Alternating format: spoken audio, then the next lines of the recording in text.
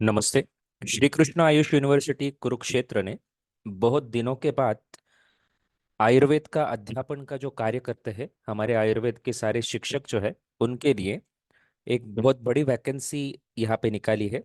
Total 37 post की vacancy जो है वो श्री कृष्ण आयुष यूनिवर्सिटी कुरुक्षेत्र ने निकाली है, जिसमें से एक पोस्ट जो है वो एसोसिएट प्रोफेसर की है और 36 पोस्ट जो है वो असिस्टेंट प्रोफेसर की है। तो बहुत बड़ी वैकेंसी जो है वो श्री कृष्ण आयुष यूनिवर्सिटी कुरुक्षेत्र ने निकाली है। अब ये वैकेंसी आपको ऑनलाइन कहाँ पे नजर आएगी? तो श्री कृष्ण आयुष विश्वविद्यालय कुरुक्षेत्र की जो अपनी खुद की वेबसाइट है उस पर अगर आप जाओगे तो इस प्रकार से वेबसाइट आपको नजर आएगी। उसमें आप अपॉइंटमेंट और रिक्रूटमेंट पे अगर आप क्लिक करते हो तो इस प्रकार का वेब पेज ओपन हो जाएगा। यहाँ पे आप apply online for direct recruitment, यहाँ पे अगर आप क्लिक कर देते हो तो इस प्रकार से आपको न्यू रजिस्ट्रेशन पे क्लिक करना है और आगे जाके आपका रजिस्ट्रेशन प्रोसीजर जो है वो चालू करनी है। इसमें अगर आप हरियाणा के रहवासी हो तो हरियाणा परिवार पहचान पत्र जो है वो डाल के भी आपका रजिस्ट्रेशन स्टार्ट हो सकता है, या फिर अदर स्टेट के हो तो मोबाइल नंबर डाल के भी आप यहाँ पे आपका रजिस्ट्रेशन यहाँ पे कर सकते हो। तो एग्जैक्टली वैकेंसी में पोस्ट कौन कौन सी है, कौन कौन से सब्जेक्ट में वैकेंसी आई है, जनरल कैटेगरी के लिए कितनी है, एससी के लिए कितनी है, एसटी के लिए कितनी वैकेंसीज है, ईडब्ल्यूएस के लिए कितनी वैकेंसी, ये सारी चीज़ों के बारे में जानकारी हम इस वीडियो में लेंगे। साथ साथ हम इसके लिए एग्जामिनेशन कौन सी होगी, टाइम कितना मिलेगा, ऑनलाइन फॉर्म फिलअप करने की लास्ट डेट क्या है, रजिस्ट्रेशन फीस क्या है, ये सारे बातों के बारे में जानकारी डिटेल में हम इस वीडियो के अंतर्गत देखने वाले हैं। तो ये पीडीएफ आपको ऑनलाइन मिल जाएगी। श्री कृष्ण आयुष यूनिवर्सिटी कुरुक्षेत्र ने ये पीडीएफ वैकेंसी के रिलेटेड रिलीज की है, जिसमें एक पोस्ट एसोसिएट प्रोफेसर की है और 36 पोस्ट जो है वो असिस्टेंट प्रोफेसर की है। अभी अगर इस वैकेंसी के लिए आपको अप्लाई करना है तो आपको कंपलसरी रजिस्ट्रेशन जो है वो ऑनलाइन करना है। recruitment.skau.ac.in इस वेबसाइट पे जाके आपको आपका रजिस्ट्रेशन स्टार्ट करना है और आगे आपको पूरा रजिस्ट्रेशन फिलअप करना है, रजिस्ट्रेशन फॉर्म और फीस भरनी है। तो अभी ओपनिंग डेट क्या है फॉर्म सबमिशन की? तो 3/9/2025, मतलब 3 सितंबर को कल ही ये वैकेंसी जो है वो रिलीज की गई है। और इसकी क्लोजिंग डेट क्या है? तो फॉर्म सबमिशन की क्लोजिंग डेट जो है वो 24/9/2025 बताई गई है। तो 24 सितंबर 2025 जो है वो last date of form submission है। इसके साथ साथ फीस पेमेंट का भी लास्ट डेट कौन सा है? तो 24/9/2025। तो 24 सितंबर तक आपको अप्लाई कर देना है अगर आप इस पोस्ट में आपकी रुचि है, आपका इंटरेस्ट है तो। इसके साथ साथ अभी हम देखेंगे डिटेल में ये ऐड, जिसमें आपको पता चल जाएगा कि कौन से सब्जेक्ट के लिए कितने पोस्ट है। तो एसोसिएट प्रोफेसर जी का पोस्ट जो है वो रसशास्त्र एवं भविष्य कल्पना के लिए है और वो एक ही पोस्ट है। और ईडब्ल्यूएस कैटेगरी के लिए ये एक पोस्ट जो है उसकी वैकेंसी निकाली गई है। इसके बाद में बाकी के सारे जो सब्जेक्ट्स है उसमें असिस्टेंट प्रोफेसर की कुल 36 पोस्ट जो है वो वैकेंट है, जिसमें सबसे पहले असिस्टेंट प्रोफेसर अगत तंत्र एवं विधि वैद्यक, इसके लिए जनरल कैटेगरी के लिए 2 पोस्ट वैकेंट रखी गई है। और शेड्यूल कास्ट के अंतर्गत ओएससी जो कैटेगरी है उसके लिए एक पोस्ट वैकेंट है। पहले मैं आपको क्लियर कर देता हूँ, डीएससी मतलब है डिप्राइव्ड शेड्यूल कास्ट और ओएससी मतलब है अदर शेड्यूल कास्ट, जो कि हरियाणा के अंतर्गत इस प्रकार की कैटेगरी पाई जाती है। तो उसमें से अदर शेड्यूल कास्ट के लिए अगत तंत्र की एक सीट वैकेंट रखी गई है और 2 सीट्स जो है वो असिस्टेंट प्रोफेसर की जो है वो जनरल कैटेगरी के लिए यहाँ पे रखी गई है। इसके साथ साथ कास्ट में ही बीसीए और बीसीबी ऐसी 2 कैटेगरी भी है। अगर आप हरियाणा के शेड्यूल कास्ट और बैकवर्ड क्लासेस की जो डायरेक्टरेट है उसके वेबसाइट पे अगर आप जाते हो तो बीसीए मतलब क्या है? तो बैकवर्ड क्लास ब्लॉक ए, और बीसीबी मतलब क्या है? तो बैकवर्ड क्लास ब्लॉक बी। उसके अंतर्गत जो जातियां आती है इनके बारे में जानकारी आपको इस वेबसाइट पे मिल जाएगी। जो हरियाणा के रहवासी है इनको ये सारी चीज़ें पता रहेगी। तो इस प्रकार से आप देख सकते हो आपकी कास्ट किस कैटेगरी के अंतर्गत आती है। अभी हम डिटेल में पीडीएफ देख रहे थे। तो अगत तंत्र में 2 जनरल कैटेगरी के लिए, एक ओएससी के लिए वैकेंसी है। टोटल कुल मिला के 3 असिस्टेंट प्रोफेसर की वैकेंसी निकाली गई है। आयुर्वेद संहिता एवं सिद्धांत के लिए टोटल वैकेंसीज 2 है। एक पोस्ट जो है वो जनरल कैटेगरी के लिए है और एक पोस्ट जो है वो बीसीबी के लिए यहाँ पे आरक्षित रखी गई है। द्रव्य गुण विज्ञान के लिए भी 2 पोस्ट की वैकेंसी निकाली गई है। ओएससी के लिए एक पोस्ट वैकेंट है और ईडब्ल्यूएस के लिए एक पोस्ट यहाँ पे वैकेंट की गई है। इसके साथ साथ कौमार भृत्य में भी दो पोस्ट के लिए वैकेंसी निकाली गई है, और दोनों के दोनों पोस्ट जो है वो जनरल कैटेगरी के लिए यहाँ पे आरक्षित रखी गई है। असिस्टेंट प्रोफेसर काय चिकित्सा के लिए टोटल वैकेंसी 3 पोस्ट की है। इसमें से 2 पोस्ट जो है वो डीएससी के लिए है, डीएससी के लिए आरक्षित है, और एक पोस्ट जो है वो ईडब्ल्यूएस के लिए आरक्षित रखी गई है। क्रिया शारीर के लिए भी 2 पोस्ट वैकेंट रखी गई है। इसमें 2 पोस्ट, दोनों के दोनों पोस्ट जो है वो जनरल कैटेगरी के लिए है। पंचकर्म में कुल मिलाकर 4 वैकेंसीज निकाली गई है असिस्टेंट प्रोफेसर के लिए, एक जनरल कैटेगरी के लिए, एक ओएससी, एक डीएससी, और एक जो है वो बीसीए के लिए वैकेंट रखी गई है, पोस्ट आरक्षित रखी गई है। प्रसूति तंत्र के लिए टोटल 3 वैकेंसीज निकाली गई है। 2 पोस्ट जो है वो जनरल कैटेगरी के लिए है, और एक पोस्ट जो है वो बीसीबी के लिए आरक्षित रखी गई है। इसके साथ साथ रचना शारीर में भी 2 वैकेंसीज है, दोनों के दोनों जनरल कैटेगरी के लिए है। रसशास्त्र एवं वैशिष्ट्य कल्पना में 3 वैकेंसीज है, और तीनों के तीनों भी जो है वो जनरल कैटेगरी के लिए आरक्षित रखी गई है। रोग निदान और विकृति विज्ञान में 2 पोस्ट आरक्षित रखी गई है, उसमें से एक जनरल कैटेगरी के लिए है, और एक पोस्ट जो है वो बीसीए के लिए आरक्षित रखी गई है। असिस्टेंट प्रोफेसर संस्कृत में भी एक पोस्ट की वैकेंसी निकाली गई है, और वो एक पोस्ट जो है वो ओएससी कैटेगरी के लिए यहाँ पे आरक्षित रखी गई है। और असिस्टेंट प्रोफेसर शल्य तंत्र के लिए कुल मिलाकर 2 वैकेंसीज है, उसमें से एक जो है वो बीसीबी के लिए वैकेंट है, और एक पोस्ट जो है वो ओ डीएससी के लिए वैकेंट रखी गई है। इस प्रकार से आरक्षण यहाँ पे इंपॉर्टेंट है, कौन कौन सी कैटेगरी के लिए कौन सी पोस्ट वैकेंट है ये आपको पता रखना जरूरी है। स्वस्थ वृत्त के लिए कुल वैकेंसीज 2 है, उसमें से दोनों के दोनों पोस्ट जो है वो जनरल कैटेगरी के लिए आरक्षित रखी गई है। तो इस प्रकार से कुल मिलाकर असिस्टेंट प्रोफेसर की 36 पोस्ट की वैकेंसी है, और एसोसिएट प्रोफेसर की एक पोस्ट के लिए यहाँ पे वैकेंसी निकाली गई है। तो बड़ी ज़्यादा पदों की ये वैकेंसी निकाली गई है। इसमें से अभी हम देखने वाले इसेंशियल क्वालिफिकेशन और एक्सपीरियंस क्या है। अगर एसोसिएट प्रोफेसर रसशास्त्र के लिए कोई अप्लाई करने वाला है तो उसके लिए इसेंशियल एक्सपीरियंस या फिर क्वालिफिकेशन क्या है, तो बीएमएस की डिग्री होना जरूरी है। इसके साथ साथ पीजी रसशास्त्र एवं वैशेषिक कल्पना में होना मस्त रखा गया है। और उसके साथ साथ एक इंपॉर्टेंट चीज़ आपको यहाँ पे याद रखनी है अप्लाई करने से पहले, कि आपका पीएचडी आयुर्वेद होना यहाँ पे कंपलसरी रखा गया है।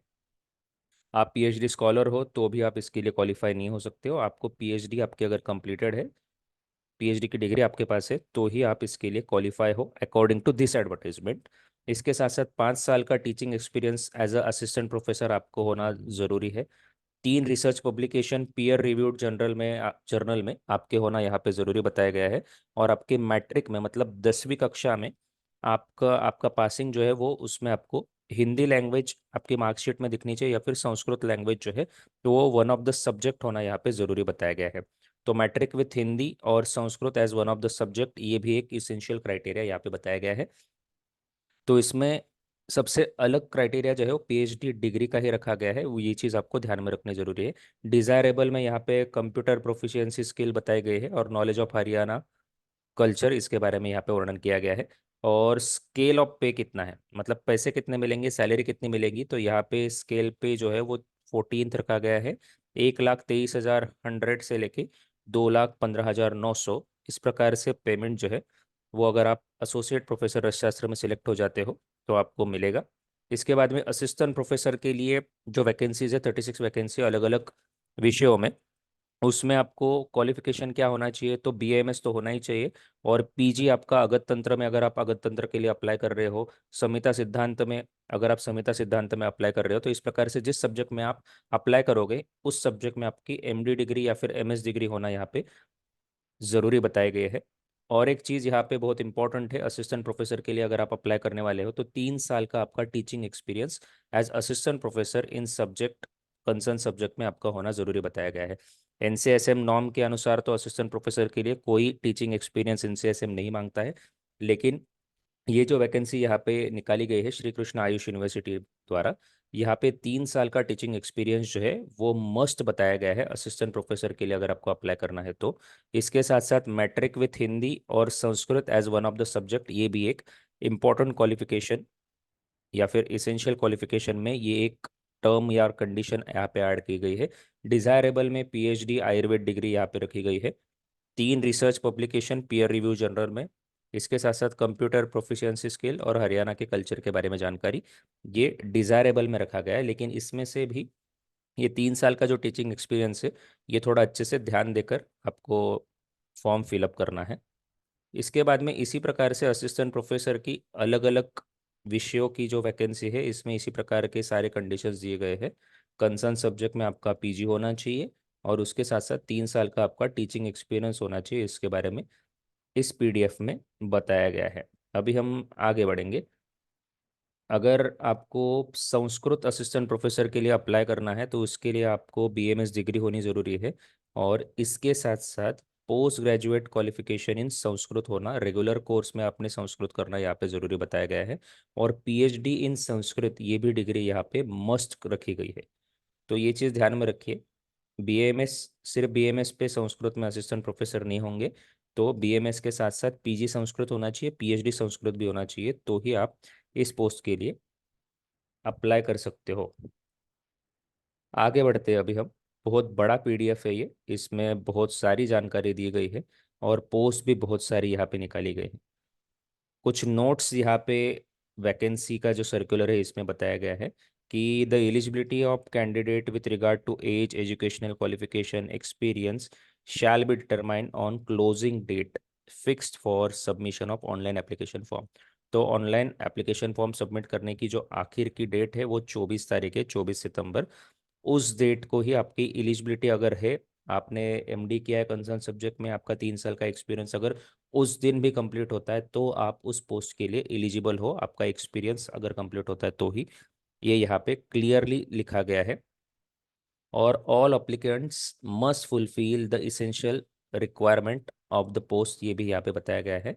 अगर कोई एप्लीकेंट ये फुलफिल नहीं करता है तो उसका फॉर्म रिजेक्ट भी हो सकता है। इसके बारे में इसी में बताया गया है। इसके साथ साथ आपको एक्सपीरियंस सर्टिफिकेट जो है वो एनजेएसएम के पोर्टल में जो एक्सपीरियंस सर्टिफिकेट का फॉर्मेट दिया गया है, उसी फॉर्मेट में आपको एक्सपीरियंस सर्टिफिकेट जो है वहाँ पे अपलोड करने के बारे में यहाँ पे बताया गया है।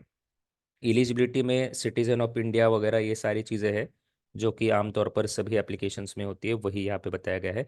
एज लिमिट एक महत्वपूर्ण पॉइंट होता है। एज लिमिट देखिए, यहाँ पे बताया गया है कि candidate should not be more than 48 years in case of associate professor.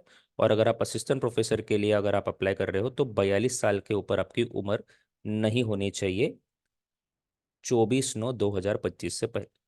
तो 24/9/2025 तक अगर आप 42 साल के हो तो आप इसके लिए अप्लाई कर सकते हो एज असिस्टेंट प्रोफेसर। और अगर आप 48 साल के हो तो आप एसोसिएट प्रोफेसर की पोस्ट के लिए अप्लाई कर सकते हो। अभी एज रिलैक्सेशन जो है वो शेड्यूल कास्ट के लिए 5 साल का बताया गया है, और बैकवर्ड क्लास ऑफ हरियाणा के लिए यहाँ पे 5 साल का एज रिलैक्सेशन है। पीडब्ल्यूडी के लिए भी 5 साल का एज रिलैक्सेशन यहाँ पे बताया गया है। बाकी की और सारी डिटेल में कंडीशन एज रिलैक्सेशन के लिए यहाँ पे बताई गई है, वो आप पीडीएफ में पढ़ सकते हो। लेकिन एक चीज़ हमें ध्यान में रखनी है कि कितना भी एज रिलैक्सेशन हो, कुछ भी हो, आपकी उम्र जो है वो 52 साल के ऊपर नहीं होनी चाहिए। इसके बारे में यहाँ पे बताया गया है। इसके बाद में रिजर्वेशन के बारे में तो मैंने आपको बता दिया है। जो भी हरियाणा के स्टेट के जो रूल रहेंगे उसके अकॉर्डिंग अगर आपके पास कास्ट सर्टिफिकेट है, रिजर्वेशन का सर्टिफिकेट है, तो आपको रिजर्वेशन का लाभ यहाँ पे मिलने वाला है। इसके साथ साथ अगर आप ईडब्ल्यूएस कैटेगरी में अगर अप्लाई कर रहे हो तो ईडब्ल्यूएस कैटेगरी का जो the candidate belonging to EWS category of Haryana are required to attach income and asset certificate as per Haryana government. Haryana government के जो सारे रूल रहेंगे उसके अकॉर्डिंग ही आपको ये सारे सर्टिफिकेट जो है वो अपलोड करने हैं। अभी एविडेंस ऑफ एज के लिए आपको कौन सा सर्टिफिकेट अपलोड अपलोड करना है, तो आपका जो मैट्रिक का सर्टिफिकेट है, एसएससी का जो सर्टिफिकेट है, वो आपको as a evidence of age करके आपको वहाँ पे अपलोड करना है। अभी एप्लीकेशन फीस कितनी है, ये भी एक इम्पॉर्टेंट पॉइंट है। अगर आप जनरल कैटेगरी के हो, आप मेल हो, तो आपके लिए फीस जो है वो 2,000 रुपये रखी गई। तो देखिए, for male candidate of general category including dependent son of ex servicemen of Haryana, 2,000 रुपये भरने हैं। या फिर आप male candidate with backward class belonging to creamy layer, आपके पास नॉन क्रीमिलियर का सर्टिफिकेट नहीं है, आप बैकवर्ड क्लास के मेल हो, तो आपको 2,000 रुपये ही फीस भरनी है। अगर आप अदर स्टेट से अप्लाई कर रहे हो, आप हरियाणा के नागरिक नहीं हो, दूसरे स्टेट से अगर आप अप्लाई कर रहे हो, तो आपके लिए 2,000 रुपीज़ ही फीस रहने वाली है for candidate of all categories of other state. तो यहाँ पे सिर्फ मेल नहीं, तो यहाँ पे फीमेल भी अगर अदर स्टेट की है तो उनको भी 2,000 रुपीज़ फीस यहाँ पे बताई गई है। For all female candidate of general category including female dependent of ESM of Haryana only, अगर हरियाणा से अगर आप हो और आप अगर फीमेल हो तो आपके लिए 500 रुपये फीस बताई गई है। इसके साथ साथ ईडब्ल्यूएस कैटेगरी के अगर आप हो तो आपके लिए 500 रुपये एप्लीकेशन फीस है। For male and female candidate of caste के अगर कोई है तो उनके लिए भी 500 रुपये फीस बताई गई है। लेकिन आप पीडब्ल्यूडी कैटेगरी में आते हो तो आपके लिए एप्लीकेशन फीस 0 रुपीज़ यहाँ पे बताई गई है। तो एप्लीकेशन फीस जनरल कैंडिडेट के लिए 2,000, फीमेल के लिए 500, रिजर्वेशन के लिए 500 और पीडब्ल्यूडी के लिए 0 रुपीज़ एप्लीकेशन फीस है। ये एप्लीकेशन फीस के बारे में आपको पता रखने की ज़रूरत है। और एक चीज़ यहाँ पे बताई गई है कि आपने जब एप्लीकेशन फॉर्म आप सबमिट करोगे, इसके बाद में आपको इसका प्रिंट आउट लेके उसकी हार्ड कॉपी आपके पास रखनी है, क्योंकि फ्यूचर में उसकी आपको ज़रूरत पड़ने वाली है। अभी डॉक्यूमेंट्स आपको क्या क्या अपलोड करने हैं वहाँ पे, तो स्कैन फोटो, ड्यूली साइन ये स्कैन फोटो आपको अपलोड करना है। सिग्नेचर आपकी वहाँ पे अपलोड करनी है। आपकी डिग्री सर्टिफिकेट, इसके साथ साथ आपको एजुकेशनल क्वालिफिकेशन के जो सारे सर्टिफिकेट है वो आपको वहाँ पे अपलोड करने हैं। कास्ट के रिलेटेड जो भी सारे डॉक्यूमेंट रहेंगे वो सारे आपको वहाँ पे अपलोड करने हैं। आधार कार्ड की स्कैन कॉपी आपको वहाँ पे अपलोड करनी है। Scan copy of experience certificate भी आपको अपलोड करना है। और एक महत्वपूर्ण पॉइंट, अगर हरियाणा गवर्नमेंट के आप एम्प्लॉय हो तो आपको एनओसी फ्रॉम डिपार्टमेंट भी अपलोड करने की बारे में यहाँ पे बताया गया है। इसके साथ साथ एनओसी बाय द एम्प्लॉयर, अगर आप किसी गवर्नमेंट में अगर आप किसी पोस्ट पे काम कर रहे हो तो एम्प्लॉयर से आपको एनओसी लेना यहाँ पे मस्ट किया गया है। ये चीज़ आपको ध्यान में रखने की जरूरत है। समझो आप महाराष्ट्र गवर्नमेंट में किसी जगह पे काम कर रहे हो, किसी कॉलेज में काम कर रहे हो, तो वहाँ के डीन की आपको एनओसी यहाँ पे लगानी यहाँ पे ज़रूरी बताई गई है। ये पॉइंट इम्पोर्टेंट है, आपको ये ध्यान में रखना है। इसके साथ साथ आगे एग्ज़ाम किस प्रकार से होने वाला है इसके बारे में भी इस पीडीएफ में बताया गया है। अगर आपको कोई भी कम्युनिकेशन यूनिवर्सिटी के साथ करना है तो आपको ईमेल में आपको एडवर्टीजमेंट नंबर डालना है, एप्लीकेशन नंबर आपका डालना है, रोल नंबर अगर आपको मिला है तो वो डालना है, और आपका और आपके पिताजी का नाम जो है वो ब्लॉक लेटर्स में डाल के ही आप यूनिवर्सिटी के साथ कम्युनिकेशन कर सकते हो। इसके बारे में भी यहाँ पे बताया गया है। आपको कोई भी शंका है, कोई भी डाउट है तो इस प्रकार से आप ईमेल डाल सकते हो। आपका एडवर्टीजमेंट नंबर डालिए, एप्लीकेशन नंबर डालिए, आपका रोल नंबर डालिए और आपका और आपके पिताजी का नाम ब्लॉक लेटर्स में डालिए, और आपका जो भी कंसर्न है वो आप यूनिवर्सिटी को मेल कर सकते हो। और अगर आप इस प्रकार से ईमेल करते हो तो ही आपको उसके आंसर मिलेंगे। अगर इस प्रकार से आपने मेल नहीं किया तो आपको एंटरटेन नहीं किया जाने वाला है। ये भी चीज़ आपको यहाँ पे ध्यान में रखने की ज़रूरत है। अभी एनेक्जर ए जो एक्सपीरियंस सर्टिफिकेट का है, वो यहाँ पे एक्सपीरियंस सर्टिफिकेट जो भी एनसीएसएम का फॉर्मेट है, जो भी अध्यापक है उन सबको पता है ये फॉर्मेट। इस फॉर्मेट में ही आपका एक्सपीरियंस आना चाहिए और यही अपलोड होना चाहिए जब आप एप्लीकेशन फॉर्म भरोगे। इसके साथ साथ एग्ज़ाम किस प्रकार से होगी इसके बारे में हम देखेंगे। अगर एसोसिएट प्रोफेसर के लिए आप अप्लाई कर रहे हो या फिर असिस्टेंट प्रोफेसर के लिए आप अप्लाई कर रहे हो तो यहाँ पे 3 स्टेज की एग्जामिनेशन होने वाली है। सबसे पहली स्टेज जो होने वाली है वो प्रिलिमिनरी एग्जामिनेशन, जिसमें एमसीक्यू टाइप क्वेश्चन रहेंगे। दूसरी जो रहेगी दूसरी जो स्टेज रहेगी वो मेंस एग्जामिनेशन रहेगी, जिसमें डिस्क्रिप्टिव टाइप के क्वेश्चन पूछे जाएंगे। और थर्ड स्टेज जो रहेगी वो इंटरव्यू स्टेज रहेगी। तो पहली जो स्टेज है एमसीक्यू टाइप की स्टेज जो है, इसमें 100 क्वेश्चन पूछे जाने वाले हैं। अब ये 100 क्वेश्चन जो है इसमें 65 क्वेश्चन जो रहेंगे 65 मार्क्स के, वो कंसर्न सब्जेक्ट के ऊपर पूछे जाएंगे। टीचिंग एप्टीट्यूड के ऊपर 10 क्वेश्चन 10 मार्क के लिए, रिसर्च मेथोडोलॉजी और बायोस्टैटिक्स के ऊपर 15 क्वेश्चन 15 मार्क के लिए, और कंप्यूटर के बेसिक नॉलेज के बारे में 10 क्वेश्चन 10 मार्क के लिए पूछे जाएंगे। टोटल मार्क्स 100 रहेंगे। आप असिस्टेंट के लिए अप्लाई कर रहे हो या फिर एसोसिएट के लिए, सेम पैटर्न रहने वाला है। ये चीज़ आपको पता रखने की ज़रूरत है। इसमें से अगर आप अगत के लिए अप्लाई कर रहे हो तो अगत के रिलेटेड 65 क्वेश्चन आएंगे, टीचिंग एप्टीट्यूड के लिए 10 क्वेश्चन, रिसर्च मेथोडोलॉजी बायोस्टैटिस्टिक्स के लिए 15 क्वेश्चन और कंप्यूटर के बेसिक नॉलेज के लिए 10 क्वेश्चन। इसी प्रकार से हर एक सब्जेक्ट के बारे में आपको क्वेश्चन पूछे जाएंगे। संस्कृत में भी आपको संस्कृत के सब्जेक्ट के बारे में 65 क्वेश्चन, टीचिंग एप्टीट्यूड के 10 क्वेश्चन, रिसर्च एप्टीट्यूड के 15 क्वेश्चन और कंप्यूटर बेसिक नॉलेज के 10 क्वेश्चन, इस प्रकार से 100 मार्क के एमसीक्यू आपको पूछे जाएंगे। अभी इसमें से अगर आप करेक्ट आंसर लिखते हो तो आपको 1 मार्क मिलेगा, और अगर आप इनकरेक्ट आंसर मार्क करते हो तो आपको 0.25 मार्क्स मतलब 1/4 मार्क आपके डिडक्ट हो जाएंगे।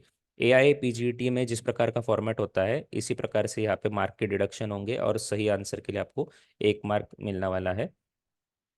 एआईपीजीटी में 4 मार्क मिलते हैं और 1 मार्क डिडक्ट होता है, तो यहाँ पे करेक्ट आंसर के लिए 1 मार्क मिलेगा और 1/4 मार्क यहाँ पे आपका माइनस हो जाएगा अगर आप इनकरेक्ट आंसर लिखते हो। और अगर आप कोई क्वेश्चन सॉल्व ही नहीं करते हो तो उसके लिए आपको ना मार्क दिया जाएगा, ना आपका मार्क काटा जाएगा। ये भी आपको पता रखने की ज़रूरत है। अभी मैंने आपको बताया कि इसके 3 स्टेजेस है एग्जाम के। पहली स्टेज में एमसीक्यू, दूसरी स्टेज में डिस्क्रिप्टिव और तीसरी स्टेज में इंटरव्यू।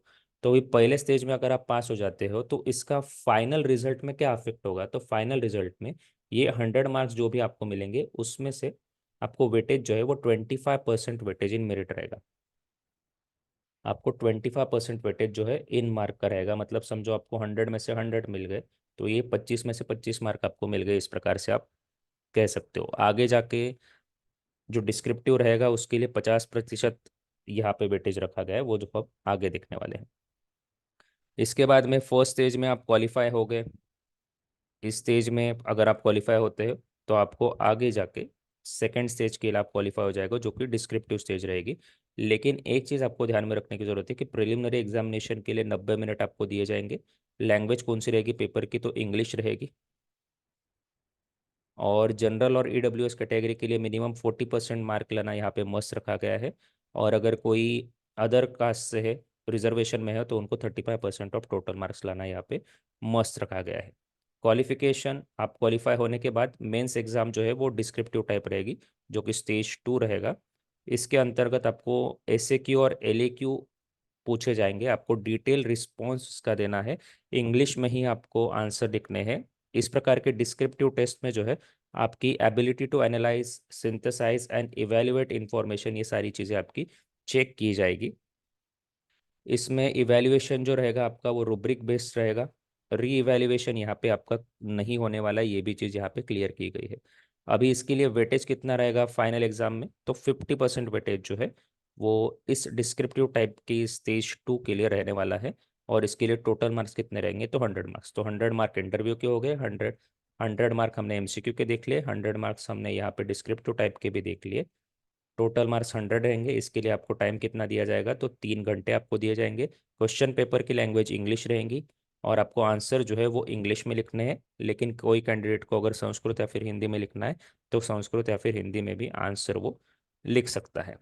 अभी क्वालिफिकेशन क्राइटेरिया सेम है एमसीक्यू जैसा ही, 40% ऑफ टोटल मार्क लेने हैं जनरल और ईडब्ल्यूएस के लिए। और रिजर्वेशन के जो कैंडिडेट रहेंगे उनको 35% ऑफ टोटल मार्क लेने के बारे में यहाँ पे बताया गया है। इसके बाद में जो थर्ड स्टेज रहेगा वो इंटरव्यू का स्टेज रहेगा। अभी इंटरव्यू के स्टेज में मैक्सिमम जो है, समझो मैंने आपको बताया कि अगर तंत्र के लिए 3 असिस्टेंट प्रोफेसर के लिए पोस्ट वैकेंट है, तो पर पोस्ट 5 कैंडिडेट, ऐसे 3 पोस्ट के लिए 3 × 5 15 कैंडिडेट मैक्सिमम यहाँ पे सिलेक्ट होने वाले हैं। और उनको इंटरव्यू के लिए कॉल लेटर जाएगा। और उनका इंटरव्यू में सिलेक्शन क्राइटेरिया किस प्रकार से रहने वाला है, तो देखिए मैंने सबसे पहले आपको बताया था कि 25% वेटेज जो रहेगा वो एमसीक्यू के लिए, 50% वेटेज जो रहेगा डिस्क्रिप्टिव टाइप के लिए, 10 मार्क्स जो रहने वाले हैं वो एकेडमिक अचीवमेंट्स के लिए रहने वाले हैं, और 15 मार्क जो रहेगा वो सिलेक्शन कमिटी जो भी आपको वाइवा में या फिर इंटरव्यू में क्वेश्चन पूछेंगे इसके ऊपर आपको 15 मार्क दिए जाने वाले हैं। तो इसमें से जो मैंने आपको बताया 10 मार्क एकेडमिक अचीवमेंट में, इसमें अगर आप एसोसिएट प्रोफेसर के लिए आपने अप्लाई किया है तो उसमें एक्सपीरियंस के लिए 5 मार्क रखे गए हैं। हर एक साल के लिए 1 मार्क यहाँ पे दिया गया है। और पब्लिकेशन इन स्कोपस या फिर यूजीसी केयर इंडेक्स में अगर आपका पब्लिकेशन है तो उसमें आपको 1 मार्क हर एक पब्लिकेशन के लिए मिलेगा। आप समझो आपके 5 आर्टिकल है स्कोपस में तो आपको 5 मार्क मिल जाएंगे। या फिर आपका आईएसबीएन नंबर के साथ कोई बुक है तो एक बुक के लिए 2 मार्क्स आपको मिलेंगे। ऐसे मैक्सिमम आपको 5 मार्क मिल सकते हैं, ये यहाँ पे बताया गया है। तो ये जो 10 मार्क है इसमें 5 मार्क एक्सपीरियंस के है और 5 मार्क जो है वो पब्लिकेशन। और आपका अगर कोई बुक है आईएसबीएन के साथ तो आपको मिल जाएगा, या फिर आपका कोई चैप्टर है आईएसबीएन नंबर वाले बुक में तो भी आपको 5 में से 1 मार्क मिलेगा। अगर आप पूरा बुक आपका है तो आपको 2 मार्क मिल जाएंगे। इसके साथ साथ असिस्टेंट प्रोफेसर के लिए पीएचडी अगर आप कंप्लीटेड है तो 3 मार्क मिलेंगे। या फिर एक्सपीरियंस के लिए भी 3 मार्क रखे गए, उसमें से 1 मार्क जो रहेगा वो हर एक साल के एक्सपीरियंस के लिए रहेगा। 3 साल का एक्सपीरियंस आपको 3 मार्क मिल जाएंगे। पब्लिकेशन के लिए यहाँ पे 4 मार्क रखे गए, यूजीसी केयर या फिर स्कोपस में है तो हर एक आर्टिकल के लिए 1 1 मार्क, ऐसे मैक्सिमम 4 मार्क आपको मिलेंगे। या फिर आपके पास अगर आईएसबीएन के साथ आपने बुक कोई पब्लिश की है तो 2 मार्क आपको ईच बुक के लिए मिलेंगे। मैक्सिमम आपको 4 मार्क यहाँ पे भी मिल सकते हैं। इसके बाद में संस्कृत के बारे में भी इसी प्रकार से एकेडमिक अचीवमेंट्स और पब्लिकेशन के बारे में यहाँ पे मार्क्स दिए गए हैं। और इंटरव्यू में आपका असेसमेंट किस प्रकार से होगा, तो इंटरव्यू में आपको टोटल 15 मार्क का इंटरव्यू रहेगा। उसमें आपको असेस किया जाएगा सब्जेक्ट नॉलेज के ऊपर, उसका प्रैक्टिकल एप्लीकेशन आपको कितनी अच्छी तरह से आता है इसके ऊपर आपको क्वेश्चन पूछे जाएंगे। आपकी कम्युनिकेशन स्किल्स जो है वो यहाँ पे देखी जाएगी, इंटरपर्सनल स्किल्स आपकी देखी जाएगी, लीडरशिप पोटेंशियल आप में है या नहीं ये भी आपको वहाँ पे देखा जाएगा, जांचा जाएगा, इमोशनल इंटेलिजेंस आपका कैसा है वो देखा जाएगा, प्रॉब्लम सॉल्विंग एबिलिटी आप में है या नहीं ये भी यहाँ पे आपको टेस्ट किया जाएगा, क्रिटिकल थिंकिंग एबिलिटी आप में है या नहीं ये भी देखा जाएगा, आप कितने फ्लेक्सिबल हो, कितने एडेप्टिव हो, ये सारी चीज़ों के बारे में वहाँ पे ध्यान रखा जाएगा। इस प्रकार के क्वेश्चन आपको पूछा जाएगा। प्रोफेशनलिज्म आप में कितना है, एथिक्स के साथ आप काम कर सकते हो या नहीं कर सकते हो, इसके बारे में भी क्वेश्चंस आपको इंटरव्यू में पूछे जा सकते हैं। टीम वर्क करने की आपकी एबिलिटी है या नहीं, या फिर कोलैबोरेशन में काम करने की आपको आदत है या नहीं, इसके बारे में भी आपको टेस्ट किया जाएगा। आपकी प्रेजेंटेशन स्किल भी जो है वो इंटरव्यू में आपकी टेस्ट की जाएगी। तो इस प्रकार से बड़ा डिटेल एडवर्टीजमेंट जो है वो श्री कृष्ण आयुष विश्वविद्यालय कुरुक्षेत्र में यहाँ पे निकाला है। इम्पोर्टेंट एडवर्टीजमेंट है। आप सब अगर आप अध्यापक हो तो आपने इसमें अप्लाई करना चाहिए। गवर्नमेंट की पोस्ट है, परमानेंट पोस्ट है, सैलरी भी अच्छी है, तो यहाँ पे आप ज़रूर अप्लाई कर सकते हो।